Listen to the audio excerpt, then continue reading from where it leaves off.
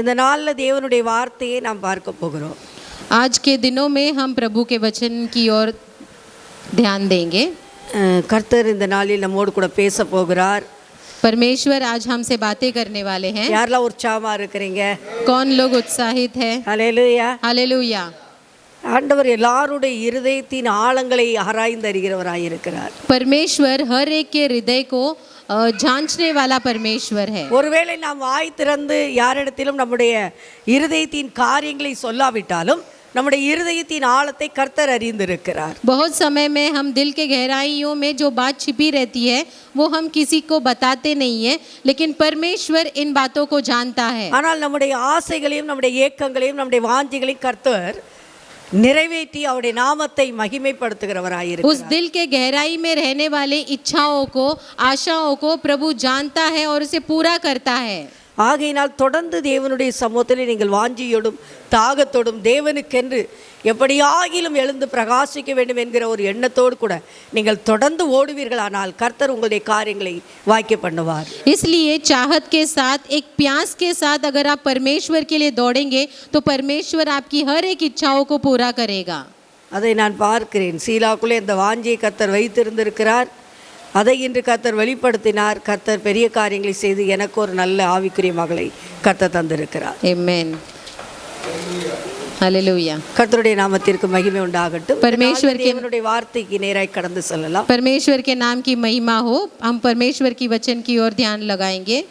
ஆண்டவரே, இந்த வேளையிலே உம்முடைய சமூகத்தில் எங்களை தாழ்த்தி தருகிறோம். परमेश्वर इस समय में हम दीनता कर कर तेरे हाथों में सौंपते हैं. நீர் எங்களோடு கூட இடைவிட வேண்டும் என்று சொல்லி செபிக்கிறோம். तू हमारे साथ सहभागी होने के लिए हम प्रार्थना करते நீர் हैं. பேச வேண்டும் என்று சொல்லி செபிக்கிறோம். आप हमसे बातें कीजिए, ऐसा हम प्रार्थना करते உம்முடைய हैं. வார்த்தைகள் எங்கள் மத்தியிலே தொனிக்கட்டும். आपका जो शब्द है, वचन है, वो हमारे बीच में गूंजने दो நீர் परमेश्वर. பேச நாங்கள் கேட்டு அதன்படி நடக்க கர்த்தர் கிருபையும் பலனையும் உம்முடைய வல்லமையும் தந்து மகிமை அடைய வேண்டும் என்று சொல்லி செபிக்கிறோம். आप बातें कीजिए और उसे सुनकर हम उसकी राह पर चलने के लिए आप हमें अनुग्रह कीजिए. பெரிய காரியங்களை செய்யும். बड़े कामों को कीजिए இயேசுவின் परमेश्वर. நாமத்தில். यीशु के नाम से मांगते हैं आमीन, पिता. आमीन. आमीन. हालेलुया. हालेलुया. கர்த்தருடைய நாமத்திற்கு மகிமை உண்டாகட்டும். परमेश्वर के नाम की महिमा हो. 1 யோவான் எழுதின நிருபம் 1 யோவான் 4ஆம் அதிகாரம் 4ஆம் வசனத்தின் பின்பகுதியை நாம் வாசிக்கிறேன். पहला यूहन्ना चौथा अध्याय का 4था वचन हम पढ़ेंगे. ஏனெனில் உலகத்தில் இருக்கிறவனிலும் உங்களில் இருக்கிறவர் பெரியவர். उस वचन का जो है आखिरी भाग हम पढ़ेंगे. क्योंकि जो तुम में है वह उससे जो संसार में है बड़ा है. ஆமென். ஹல்லேலூயா. हालेलुया. ஏனெனில் உலகத்தில் இருக்கிறவனிலும் உங்களில் இருக்கிறவர் பெரியவர். क्योंकि जो तुम में है वो संसार में रहने वालों से भी बड़ा है. 1 யோவான் 4ஆம் அதிகாரம் 4ஆம் வசனம். पहला यूहन्ना चौथा वचन का 4था अध्याय का 4था वचन. ஏனென்றால் ஆண்டவர் இன்று நம்மை பார்த்து சொல்லுகிறார், நமக்குள் இருக்கிற இயேசு பெரியவராயிருக்கிறார். परमेश्वर आज हमको देखकर कहते हैं कि परमेश्वर जो हमारे अंदर है वो बड़ा है. நமக்குள் இருக்கிற இயேசு கிறிஸ்து பெரியவர். हमारे अंदर जो परमेश्वर है वो बड़ा है. நாம் இந்த உலகத்தின் காரியங்களை குறித்து பயப்பட வேண்டிய அவசியம் நமக்கு இல்லை. इस दुनिया की कार्य को देखकर हमें डरने की कोई जरूरत नहीं है. காரணம் உலகத்தில் இருக்கிறவனிலும் நமக்குள் இருக்கிறவர் பெரியவர். क्योंकि जो संसार में है उससे बहुत बड़ा हमारा परमेश्वर हमारे अंदर है. உலகத்தில் இருக்கிற அதுக்கு வந்து 3வது வசனத்தை நீங்க பாத்தீங்கன்னா, இந்த அந்தி கிறிஸ்துவின் ஆவியை விட இயேசு கிறிஸ்துவின் ஆவியானவர் பெரியவராயிருக்கிறார். अगर हम तीसरे वचन में पढ़ेंगे तो ये जो परमेश्वर के विरुद्ध करने वाले जो आत्मा से भरे हुए हैं उन लोगों से भी हमारा परमेश्वर जो है वो बड़ा है. அந்தி கிறிஸ்துடைய ஆவி இப்பொழுது உலகத்தில் இருக்கிறது. ஆனால் இந்த உலகத்தில் இருக்கிற அவனுடைய வல்லமையை விட நமக்குள் இருக்கிற இயேசு கிறிஸ்து பெரியவராயிருக்கிறார். परमेश्वर के विरोध करने वाले लोग संसार में तो है, लेकिन उन लोगों से भी बड़ा हमारे अंदर जो रहने वाला परमेश्वर बड़ा है. ஏனென்றால் இந்த இயேசு கிறிஸ்து தம்முடைய சொந்த இரத்தத்தினால் உங்களையும் என்னை விலைக்கு வாங்கி இருக்கிறார். क्योंकि परमेश्वर ने अपने खुद के लहू से तुम्हें और हमें खरीदा गया है. அவருடைய இரத்தத்தினால் விலைக்கு வாங்கி இருக்கிறபடியினால் அவர் நம்மை 100% நம்மை ஆக்கிரமித்துக் கொள்ளுகிறார், ஆளுகை செய்கிறார். परमेश्वर ने हमें उसके लहू से हमें खरीदा है, इसलिए वो पूरा हक हम पर जताता है. 100% நமக்குள் வாசம் பண்ணுகிறார். 100% वो हमारे अंदर निवास करता है. அவர் 100% நமக்குள் வாசம் பண்ணும்போது அவர் நம்மை முற்றிலும் நம்முடைய ஆவி, ஆத்துமா, சரீரம், சிந்தனைகள், நினைவுகள், வாயின் வார்த்தைகள் எல்லாவற்றையும் ஆளுகை செய்து நமக்கு ஒவ்வொரு நாளும் ஒவ்வொரு வினாடியும் ஜெயத்தை தருகிறார். जबकि 100% परमेश्वर हमारे अंदर रहता है, वो हमारे सोच विचार को, हमारे चाल चलन को, हर एक चीजों में परमेश्वर आक्रमण करता है. அதே 4வது அதிகாரம் 4வது வசனத்தில் மேல் பகுதியை நாம் வாசிப்போமானால், பிள்ளைகளே நீங்கள் தேவனால் உண்டாயிருந்து அவர்களை ஜெயித்தீர்கள், ஏனெனில் உலகத்தில் இருக்கிறவனிலும் உங்களில் இருக்கிறவர் பெரியவர். चौथे वचन को हम फिर से स्टार्ट से पढ़ेंगे. है बालकों, तुम परमेश्वर के हो और तुम में उन पर जय पाई है, क्योंकि जो तुम में है वह इस संसार से भी बड़ा है. ஆண்டவர் நம்மை பார்த்து சொல்லுகிறார், பிள்ளைகளே நீங்கள் தேவனால் உண்டாயிருக்கிறீர்கள், ஆகினால் இந்த உலகத்தை ஜெயித்தீர்கள், உலகத்தில் வந்த அசுத்தாவியை ஜெயித்தீர்கள், ஏனென்றால் உலகத்தில் இருக்கிறவனிலும் உங்களில் இருக்கிறவர் பெரியவர். परमेश्वर हमें देखकर कहते हैं कि है बालकों, तुम परमेश्वर के हो और तुमने जय पाया है, क्योंकि जो तुम में है वो इस संसार में रहने वालों से भी बड़ा है. ஹல்லேலூயா. हालेलुया. யோவான் 10ஆம் அதிகாரத்திலே ஒரு வசனத்திலே இயேசு கிறிஸ்து இப்படியாய் சொல்லுகிறார். यूहन्ना 10वां अध्याय में एक वचन में परमेश्वर ऐसे कहते हैं. வாசிக்கலாம். 10ஆம் அதிகாரம், யோவான் 10ஆம் அதிகாரம் 27ஆம் வசனத்திலிருந்து நான் வாசிக்கிறேன். यूहन्ना 10वां अध्याय 27वां वचन से हम पढ़ेंगे. என் ஆடுகள் என் சத்தத்திற்கு செவி கொடுக்கிறது, நான் அவைகளை அறிந்திருக்கிறேன், அவைகள் எனக்கு பின் சொல்லுகிறது, நான் அவைகளுக்கு நித்திய ஜீவனை கொடுக்கிறேன், அவைகள் ஒரு காலம் கெட்டுப் போவதில்லை, ஒருவனும் அவைகளை என் கையிலிருந்து பறித்து கொள்வதும் இல்லை. அவைகளை எனக்கு தந்த என் பிதா எல்லாரிலும் பெரியவராயிருக்கிறார், அவைகளை என் பிதாவின் கையிலிருந்து பறித்து கொள்ள ஒருவனாலும் கூடாது. मैं आपके लिए पढ़ती हूँ. मेरी भेड़ मेरे शब्द सुनती है और मैं उन्हें जानता हूँ और वे मेरे पीछे पीछे चलती है और मैं उन्हें अनंत जीवन देता हूँ और वे कभी नाश न होंगी और कोई उन्हें मेरे हाथ से छीन न लेंगे. मेरा पिता जिसने उन्हें मुझको दिया है सबसे बड़ा है और कोई उन्हें पिता के हाथ से छीन नहीं सकेगा. ஆமென். ஹல்லேலூயா. हालेलुया. உங்களையும் என்னையும் ஆண்டவர் பார்த்து சொல்லுகிறார், நான் நல்ல மெய்ப்பனாய் இருக்கிறேன், நீங்கள் என் ஆடுகளாய் இருக்கிறீர்கள். परमेश्वर आपको और हमें देखकर कहता है कि मैं एक अच्छा चरवाहा हूँ और तुम मेरे भेड़ हो. அவர் நல்ல மெய்ப்பன், பெரிய மெய்ப்பன், பிரதான மெய்ப்பன், ஒரே மெய்ப்பனாய் இருக்கிறார். वो अच्छा चरवाहा है, वो बड़ा चरवाहा है, वो उन्नति में रहने वाला एक चरवाहा है. அந்த மெய்ப்பனுடைய சத்தத்திற்கு அவருடைய ஆடுகளாய் இருக்கிற நாம் செவி கொடுக்கிறோம் என்று தேவன் சொல்லுகிறார். उस परमेश्वर जो चरवाहा है, हम उसके भेड़ हैं, उसके शब्द के ऊपर हम हमारे कान को लगाते हैं. ஆகையினால் ஆண்டவர் சொல்லுகிறார், என் ஆடுகள் என் சத்தத்திற்கு செவி கொடுக்கிறது, நான் அவைகளை அறிந்திருக்கிறேன். इसलिए वचन ऐसा कहता है, मेरी भेड़ मेरे शब्द सुनते हैं और मैं उन्हें जानता हूँ. ஆகையினால் அவைகள் எனக்கு பின் செல்கிறது. इसलिए वे मेरे पीछे पीछे चलती हैं. ஆண்டவர் சொல்லுகிறார், இயேசு சொல்லுகிறார், இந்த ஆடுகளை எனக்கு தந்தது யார் என்றால் என் பிதா. ये परमेश्वर यीशु हमें देखकर कहते हैं, ये भेड़ को मुझे किसने दिया है? मेरे पिता ने मुझे दिया है. இந்த ஆடுகளை எனக்கு தந்த என் பிதா எல்லாரிலும் பெரியவராய் இருக்கிறார். ये भेड़ को मुझे दिया हुआ मेरा पिता सबसे बड़ा है. அவைகளை என் பிதாவின் கையிலிருந்து ஒருவனாலும் பறித்து கொள்ள முடியாது. उन्हें मेरे पिता के हाथ से कोई नहीं छीन लेगा. ஹல்லேலூயா. हालेलुया. நீங்களும் நானும் பிதாவின் கையில் இருக்கிறோம். आप और मैं, हम पिता परमेश्वर के हाथों में हैं. இயேசு கிறிஸ்து சொல்லுகிறார், உங்களை என் பிதாவின் கையிலிருந்து ஒருவனாலும் பறித்து கொள்ள முடியாது. यीशु हमसे कहते हैं कि आप हमारे पिता के हाथों में हैं और उनके हाथों में से आपको कोई नहीं छीन लेगा. 30வது வசனத்துல இயேசு சொல்லுகிறார், பிதாவும் நானும் எப்படி இருக்கிறோம்? ஒன்றாய் இருக்கிறோம். 30वां वचन में ऐसा लिखा है, मैं और पिता एक ही हैं. ஆமென். ஹல்லேலூயா. हालेलुया. 28வது வசனத்துல இயேசு கிறிஸ்து சொல்லுகிறார், இவர்களுக்கு நான் நித்திய ஜீவனை கொடுக்கிறேன். 28वां वचन में परमेश्वर कहते हैं और मैं इन्हें अनंत जीवन देता हूँ. இவர்கள் ஒரு காலம் கெட்டு போவதில்லை. ये कभी नहीं नाश होंगे. உங்களையும் என்னையும் பார்த்துதான் அவர் அப்படி சொல்லியிருக்கிறார். आपको और मुझे देखकर ही परमेश्वर ऐसे कहते நான் हैं. அவைகளுக்கு நித்திய ஜீவனை கொடுக்கிறேன். मैं उन्हें अनंत जीवन देता இந்த हूँ. ஆடுகளுக்கு நான் நித்திய ஜீவனை கொடுக்கிறேன். ये भेड़ को मैं अनंत जीवन देता हूँ. இந்த ஆடுகள் ஒரு காலம் கெட்டு போவதில்லை. ये भेड़ कभी नाश नहीं होगा. இந்த ஆடுகள் என் கையிலிருந்து ஒருவனாலும் பறித்துக் கொள்ள முடியாது. ये भेड़ को मेरे हाथों से कोई नहीं छीन लेगा.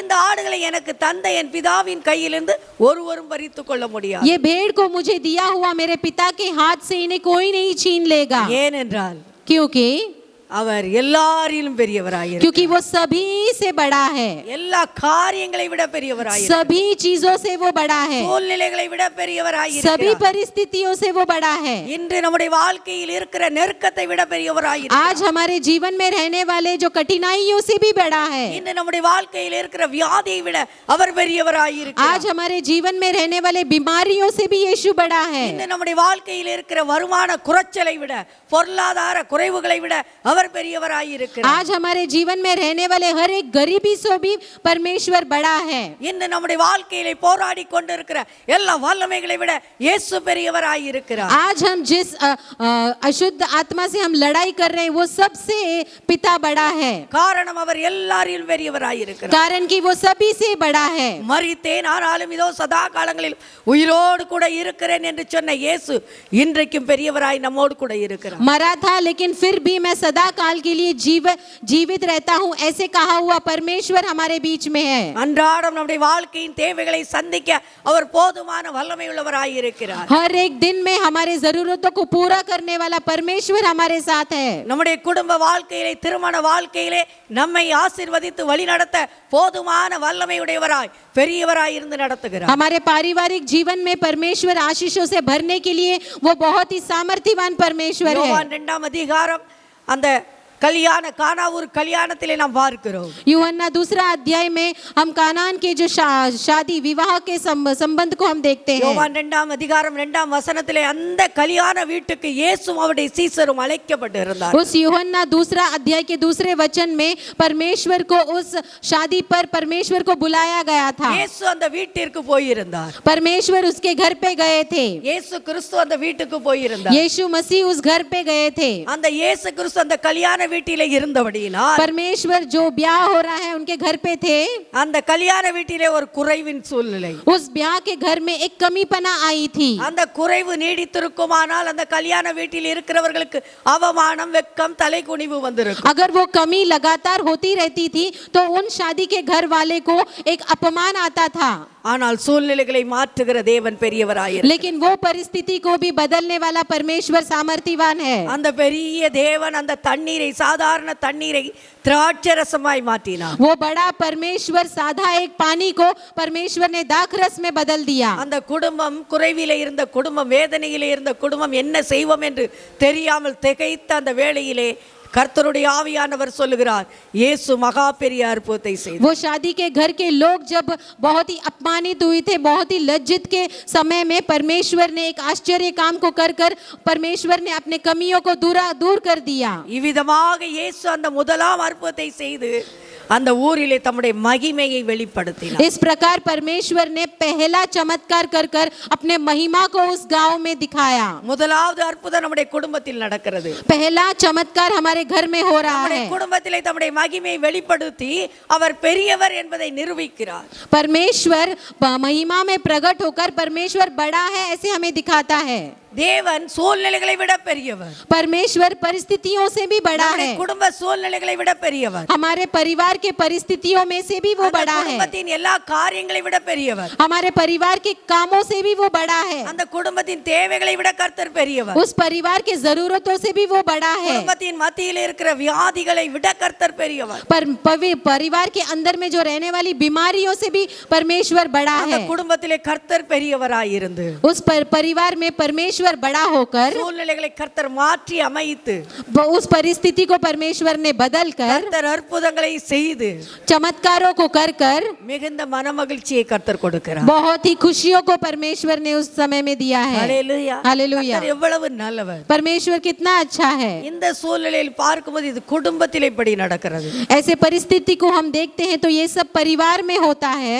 இந்த குடும்பத்திலே சூழ்நிலைகளை கர்த்தர் மாற்றி மகிமை அடைகிறார். इस परिवार में परमेश्वर ने परिस्थिति को बदलकर परमेश्वर ने महिमा में प्राप्त हुए। கணவன் மனைவி உறவிலே கர்த்தர் மகிமையான தேவன் மகிமையான காரியங்களை செய்யும்படி சூழ்நிலைகளை மாற்றி அமைக்கிறார். परमेश्वर इतने सामर्थ्यवान है कि पति और पत्नी के बीच में जो भी परिस्थिति है वो बदल सकता है। பெற்றோருக்கும் பிள்ளைக்கும் இடையே சமாதானத்தை கொண்டு வரும்படி கர்த்தர் பெரிய காரியங்களை செய்து குடும்பங்கள் மத்தியிலே மகிமையை வெளிப்படுத்துகிறார். माता पिता और बच्चों के बीच में जो भी बंधन है उसे परमेश्वर स्थिर कर कर परमेश्वर महिमा में प्रकट हो सकते हैं। சூழ்நிலைகளை மாற்றுகிற தெய்வம். परिस्थिति को बदलता है உங்கள் परमेश्वर। குடும்பத்தின் சூழ்நிலைகள் மாறுகிறது. आपके परिवार के परिस्थिति को परमेश्वर நான் बदलता है। தேவையோடு கூட இருக்கிறேன். क्या आप जरूरत से हैं? நான் என்ன செய்வது என்று தவிக்கிறீர்களா? मैं क्या करूं ऐसे आप सोचते हो क्या? தீர்க்கதரிசியின் மனைவிக்கு கர்த்தர் சொன்னார், உன்னிடத்தில் என்ன இருக்கிறது அதை கர்த்தருடைய சமூகத்திலே கொண்டு வா. भविष्यद्वक्ता के बीबी से परमेश्वर ने उन्होंने कहा कि तेरे पास क्या है वो तू लेकर आ। அவ சொன்ன என்னிடத்தில் ஒரு குடம் தண்ணீர் எண்ணெய் மாத்திரம் இருக்கிறது. उसने कहा था कि मेरे पास एक कुप्पी तेल ही बाकी है। ஒரு குடம் एक मड का तेल ही मेरे पास बाकी है। எலிசா சொன்னான், एलिशा ने कहा பக்கத்தில் இருக்கிற எல்லார்கிட்டையும் பாத்திரத்தை வாங்கி அதை ஊற்றி கொண்டே இரு. अपने आस पड़ोस के सब लोगों के पास बर्तन को लेकर आकर उसमें उस तेल को उंडेलते जा। அது अनेक பாத்திரங்களில் நிரம்பியது. वो तेल चमत्कार में बदल कर सब बर्तन में वो भरने लगा।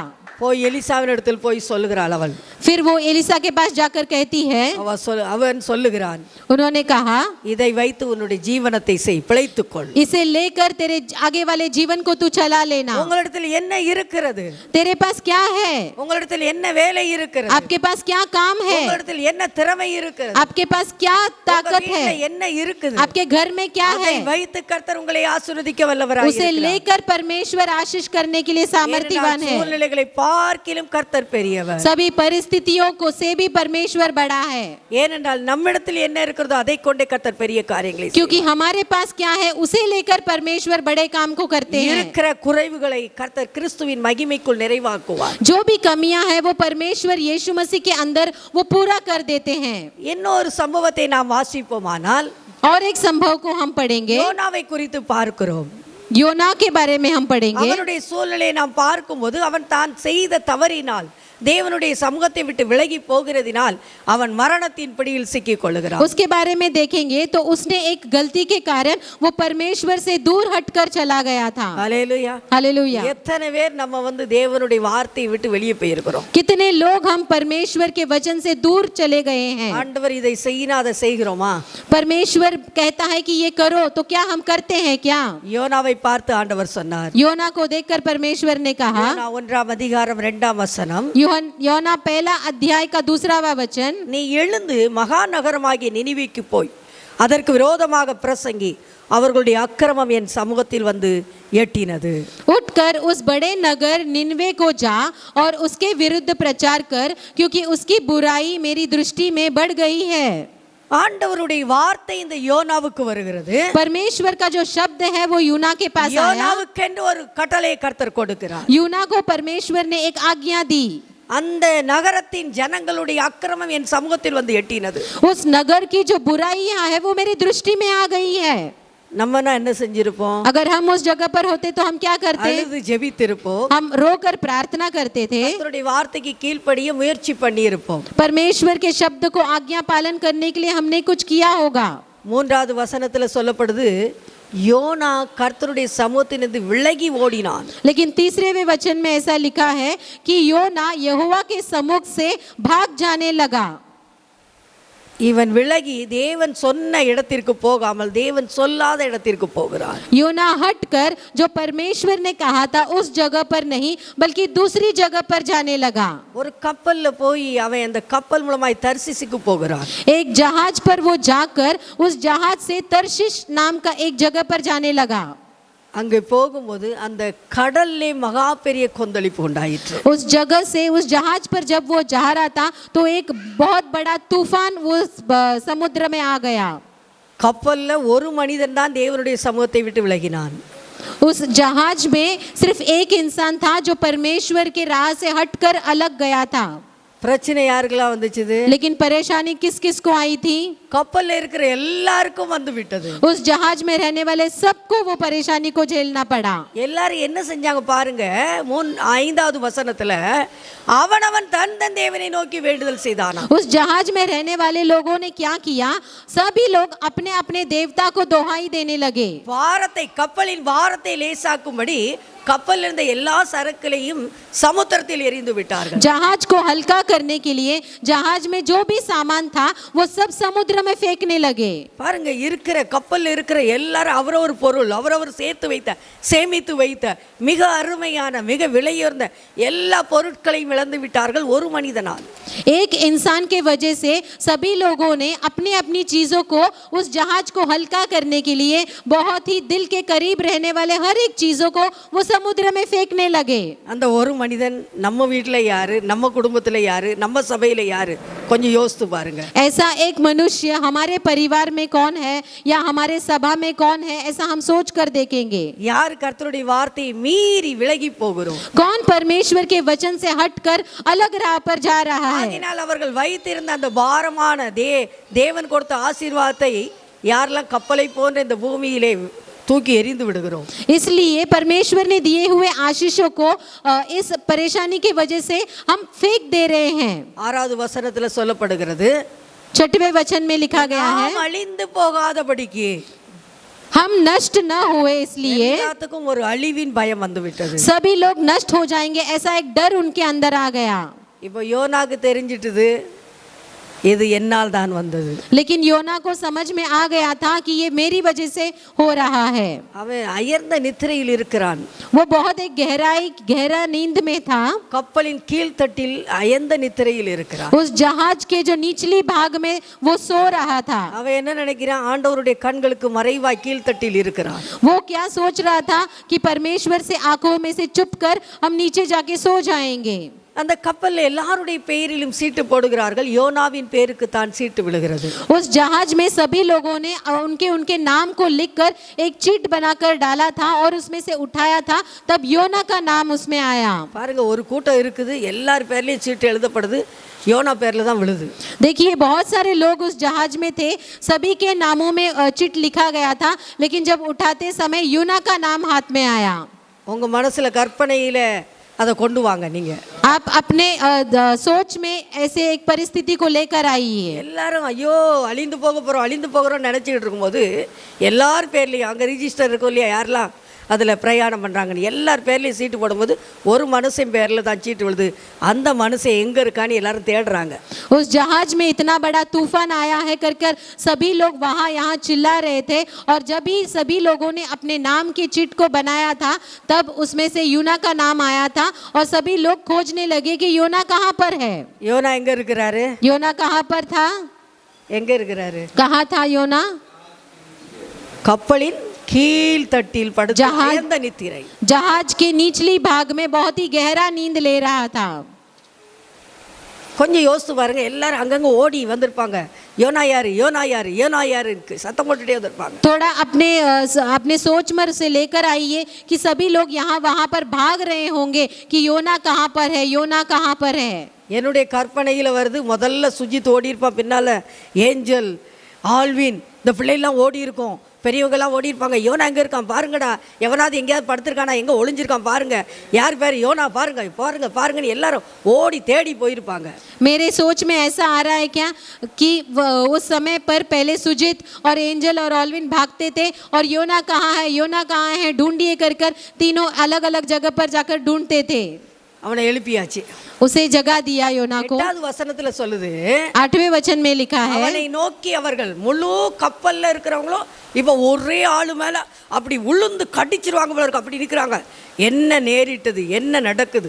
अभी पूरे जहाज में रहने वालों का नजर सिर्फ योना के ऊपर है कि ये क्या हो रहा है तेरे वजह से, நீ எங்களுக்கு சொல்ல வேண்டும். तू हमें बता, உன் தொழில் என்ன? तेरा काम क्या है, எங்க இருந்து வாரா? तू कहाँ से आया है, தேசம் எது? तेरा देश कौन நீ सा है, என்ன ஜாதியான்? तू किस जात का है। மூச்சு விடாம கேக்குறாங்க. बिना कोई रुके ये शब्द को पूछ रहे हैं उससे। எனக்கு பார்க்க அது ஒரு சத்தமா இருந்திருக்காது, எல்லார் சத்தமும் அவனுக்கு அப்படியே காதுல ரிங்காரம் விட்டுட்டே இருந்திருக்கும். பேர் என்ன சொல்லு, பேர் என்ன சொல்லுன்னு கேட்டிருப்பாங்க. ये किसी एक ने नहीं पूछा होगा, बल्कि ये पूरा एक भीड़ ने साथ में मिलकर ये बहुत सारे प्रश्नों को उसके ऊपर रखा गया था। இவர் ரொம்ப நிதானமான மனிதன். ये बहुत ही एक आरामदायक इंसान था, ரொம்ப நிதானமாய், बहुत ही आराम का एक इंसान எல்லாரும் था। அமைதியா இருங்க, सभी लोग शांत हो நான் जाइए, இப்ப பேசுறேன், நீங்க கேளுங்க. अभी मैं बात करता हूँ, तुम लोग सुनिए। இவன் எங்க போய் சுவிசேஷம் சொல்லணும்? ये कहाँ जाकर इसके सुसमाचार बताने के நினிவேக்கு लिए, போகணும். निनेवे में जाकर सुसमाचार इनका बताने सोल रहा। के लिए कहा, लेकिन यहाँ पर बता रहा 9வது है, வசனத்துல சொல்லுகிறான், நான் எபிரேயன். 9वें वचन में लिखा है कि मैं इब्री हूँ। நான் யாரு?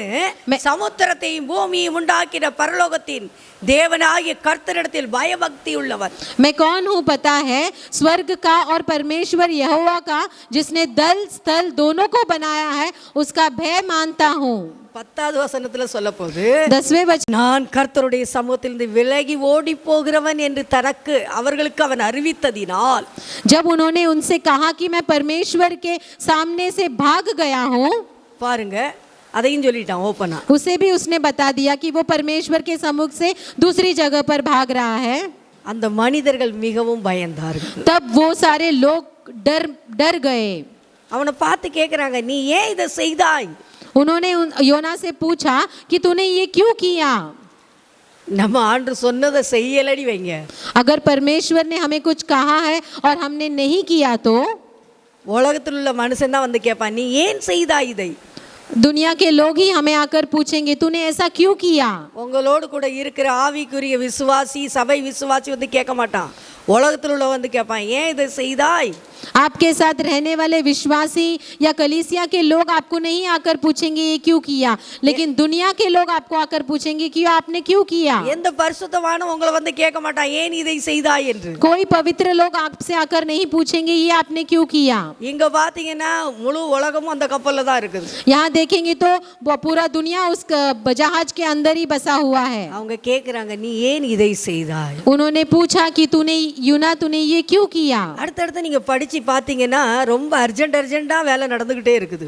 लगातार अगर आप पढ़कर देखेंगे तो सभी कामें बहुत ही जल्दी में हो रही है। பின்னும் சமுத்திரம் அதிகமாய் கொந்தளித்து கொண்டு இருக்கிறது. फिर बाद में समुद्र जो है वो और लहरें उठाती गई। அவர்கள் அவனை நோக்கி கேட்கிறாங்க, சமுத்திரம் அமர்வதற்கு, பிரச்சனை அமர்வதற்கு, பிரச்சனை நீங்குவதற்கு நாங்கள் உனக்கு என்ன செய்ய வேண்டும்? उन्होंने उनसे कहा कि समुद्र शांत होने के लिए हमें क्या करना है। இப்பவும் இவன் நிதானமா சொல்றான், अभी भी वो शांति से उनको जवाब दे रहा है, என்னை தூக்கி கடல்ல போட்டுருங்க. मुझे उठाकर समुद्र में फेंक दो, அப்பதான் இந்த சமுத்திரம் என்ன செய்யும்? அமர்ந்திருக்கும். तब ये समुद्र शांत पड़ जाएगा। என்னாலதான் இந்த கொந்தளிப்பு வந்ததுன்னு எனக்கு தெரியும். मेरी वजह से ही ये तूफान आया है, ये मैं जानता हूँ।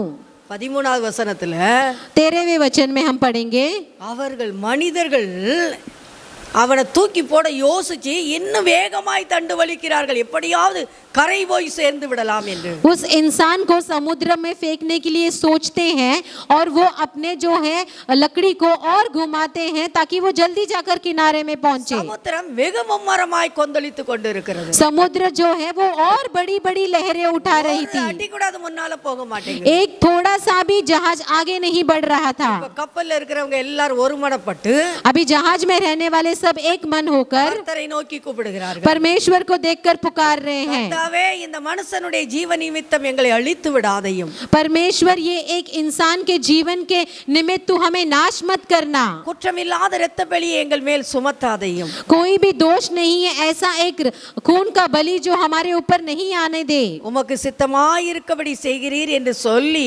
யோனாவை எடுத்து சமுத்திரத்தில் போட்டு விட்டார். आपके इच्छा के अनुसार ये हम कर रहे हैं, ऐसा कर कर योना को उठाकर उन्होंने समुद्र में फेंक दिया। அவனை போட கூட இவங்க பயப்படுறாங்க.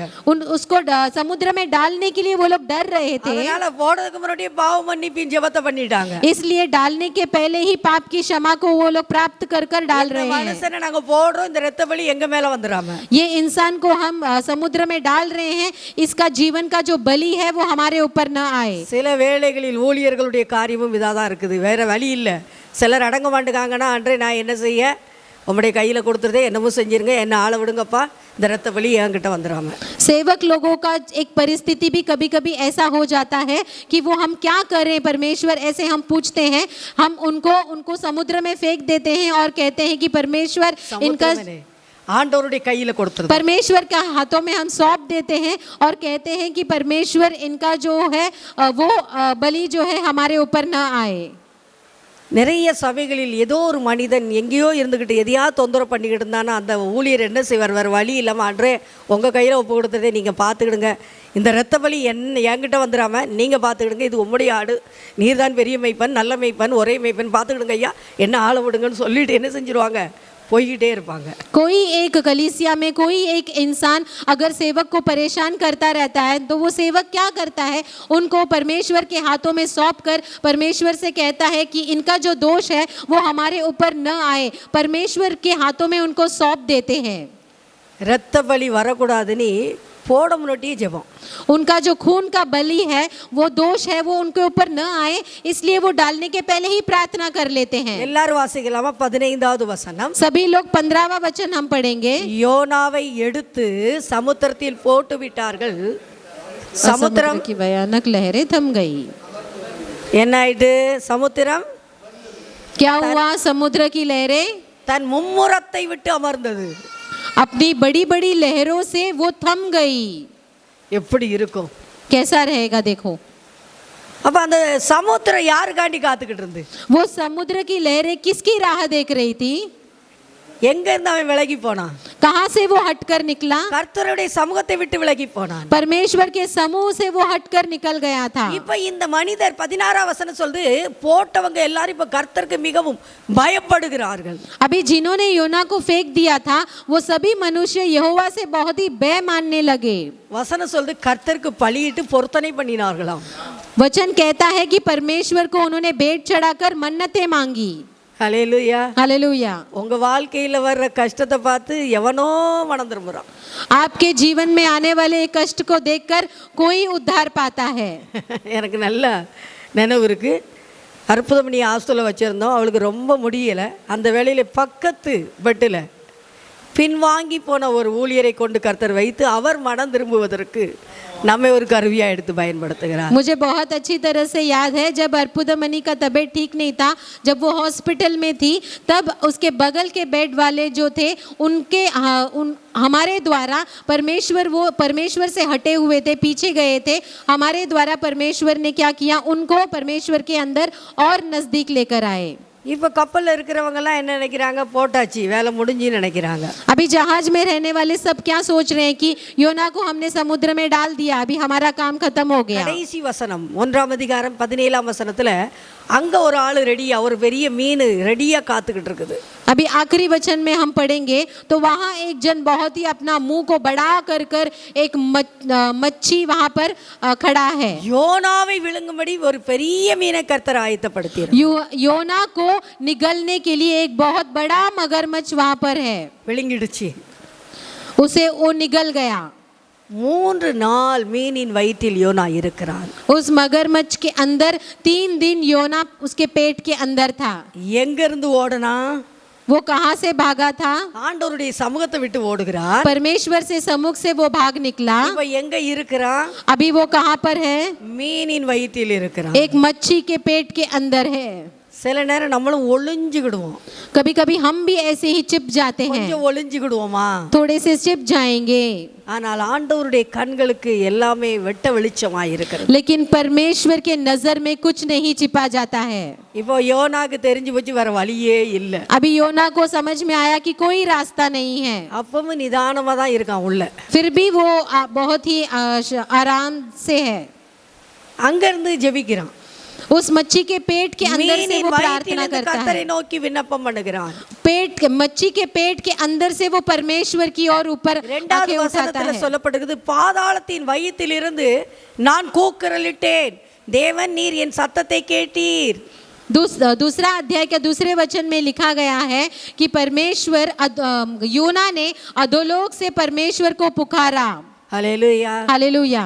எந்த சூழ்நிலைகளில் நாம் அகப்பட்டு இருக்கிறோம், किस परिस्थिति में हम जकड़े गए हैं, எந்த சூழ்நிலை நம்மை கவ்வி பிடித்து இருக்கிறது, किस परिस्थिति ने हमें जकड़कर पकड़ा रखा है, மரணம் என்கிற சூழ்நிலை நம்மை பற்றி கொண்டு இருக்கிறதா, क्या मृत्यु ने हमें जकड़कर पकड़ा है, வியாதியின் வல்லமைகள் நம்மை பிடித்து இருக்கிறதா, क्या बीमारियों ने हमें पकड़कर रखा है, பொருளாதார குறைவு நம்மை பிடித்து இருக்கிறதா, क्या हमारे जीवन में पैसे की कमी या गरीबी हमें जकड़ कर रखी है, தேவனுக்கென்று கரங்களை நாம் விரித்து கொடுக்காததினால் பிரச்சனைகள் நம்மை சூழ்ந்து இருக்கிறதா, परमेश्वर के लिए हम अपने हाथों को नहीं खोल रहे हैं इसलिए परेशानी आपको जकड़ कर रखी है क्या, கர்த்தருடைய வார்த்தையை விட்டு நாம் விலகி போனதினால், கர்த்தருடைய சமூகத்தை விட்டு விலகி போனதினால் சில காரியங்கள் நம்மை சூழ்ந்து இருக்கிறதா, परमेश्वर से हम हट कर गए हैं, उसके सम्मुख से हम दूर गए हैं इसलिए कोई परेशानी आपको जकड़ कर रखा है क्या, எங்க பார்த்தாலும் இருளாய் இருக்கிறதா, कहीं भी अगर आप देखोगे तो वहां आपको अंधकार नजर आता है எங்க क्या, பார்த்தாலும் ஆழமான காரியங்களாய் இருக்கிறதா,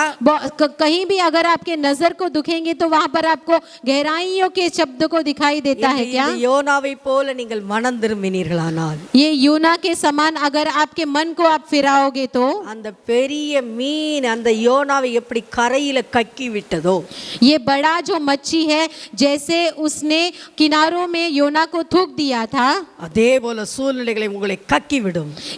इसी तरह से आपको परिस्थिति भी आपको निकाल देगी। சூழ்நிலைகளை விட கர்த்தர் பெரியவராயிரு. परिस्थितियों से भी बड़ा हमारा परमेश्वर है। எவ்வளவு நீங்க ஓடினாலும் அவருடைய சித்தம் உங்களை விட்டு அகலாது. कितना भी अगर आप दौड़ोगे तो उसकी इच्छा आपसे दूर नहीं हटेगी। எவ்வளவுதான் நீங்கள் ஓடினாலும் அவருடைய திட்டம் உங்களை விட்டு வெளியாகாது. कितना भी अगर आप परमेश्वर से भागोगे तो उसका जो प्रतिज्ञा है वो आपसे दूर नहीं जाएगा। காரணம் என்ன?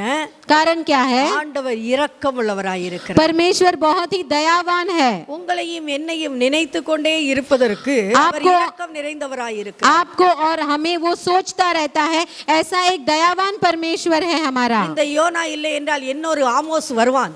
ये योना नहीं तो और एक आमोस भी आ जाएगा। ஆனால் ஆண்டவர் இந்த யோனாவின் மேல் தான் கண்ணோக்கமாயிருந்தார். लेकिन परमेश्वर का नजर ये योना के ऊपर ही है।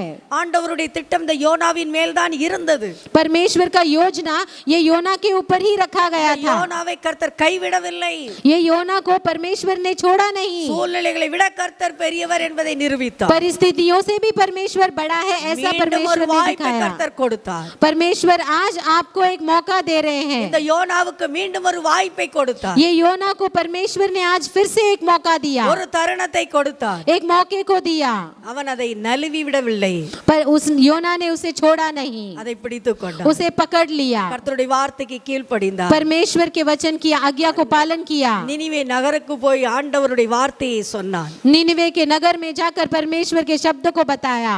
என்று உங்களை பார்த்து கர்த்தர் சொல்லுகிறார். आज आपको देखकर परमेश्वर कहते हैं, சூழ்நிலைகளை விட கர்த்தர் பெரியவர். परिस्थितियों से भी बड़ा हमारा परमेश्वर உங்களுடைய है। வாழ்க்கையில் இருக்கிற நெருக்கத்தை விட கர்த்தர் பெரியவர். आपके जिंदगी में रहने वाले हर एक संकट से भी परमेश्वर बड़ा எல்லா है। இடுக்கண்களை விட கர்த்தர் பெரியவர். हर एक संकट से भी परमेश्वर बड़ा है। பாவத்தின் வல்லமைகளை விட கர்த்தர் பெரியவர். पाप की जो सामर्थ है उससे भी परमेश्वर बड़ा है। தொடர்ந்து வருகிற சாபத்தின் வல்லமைகளை விட கர்த்தர் பெரியவர். आपके पीछे आने वाले हर एक श्रापों से भी हमारा परमेश्वर बड़ा है। நம்முடைய ஆவி ஆத்மா சரீரத்தை அவருடைய கைகளில் வைத்திருக்கிறார். हमारे आत्मा शरीर और प्राण को उसके हाथों में उसने रखा ஆகையால் है। ஆண்டவர் சொல்லுகிறார், என்னுடைய கையில் இருந்து ஒருவனும் பறித்துக் கொள்ள முடியாது. इसलिए परमेश्वर कहते हैं कि पिता के हाथ से कोई भी उसे छीन नहीं पाएगा। உலகத்தில் இருக்கிறவனிலும் நமக்குள் இருக்கிறவர் பெரியவர். संसार में रहने वालों से भी हमारे अंदर जो परमेश्वर है वो बड़ा है। நம்முடைய ஆவி ஆத்மா சரீரம் அவருடைய கைகளில் இருக்கிறது. हमारे आत्मा प्राण और शरीर उसके हाथों में है।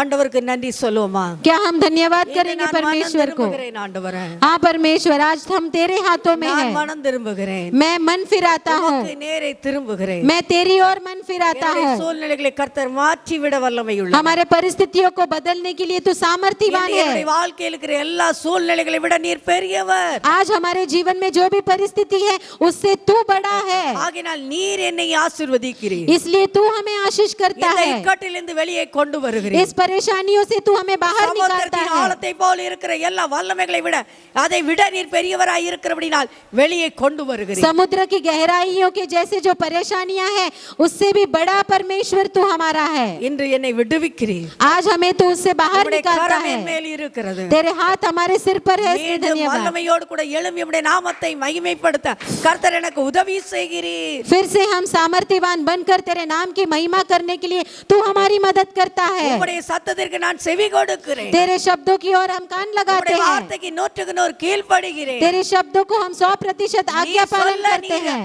அது ஆகும் என்று சொல்லுகிறேன். तू कहता है और वो होता है உம்முடைய परमेश्वर। கரத்தில் நான் என்னை அர்ப்பணிக்கிறேன். तेरे हाथों में हम सौंपते हैं। மரியாளை போல சொல்லுகிறேன். मरिया के जैसे हम कहते இதோ हैं, நான் என் ஆண்டவனுக்கு அடிமை. परमेश्वर मैं तेरी हूँ, உம்முடைய வார்த்தையின்படி எனக்காக கடவுள். तेरे शब्द के अनुसार होने உம்முடைய दो, சித்தத்தின்படி எனக்காக तेरी கடவுள். इच्छा के अनुसार होने दो। தொடர்ந்து உம்முடைய நாமத்தை மகிமைப்படுத்தி तू लगातार तेरे नाम की महिमा करते எங்களை रहे। தாழ்த்துகிறோமை உயர்த்துகிறோம். हम दीनता करते हैं और तुझे ऊंचा उठाते இயேசுவின் हैं। நாமத்தில் ஜெபிக்கிறவர்கள் நல்ல பிதா. यीशु मसीह के नाम से हम मांगते हैं पिता। ஆமென். आमीन। ஹalleluya. हालेलुया।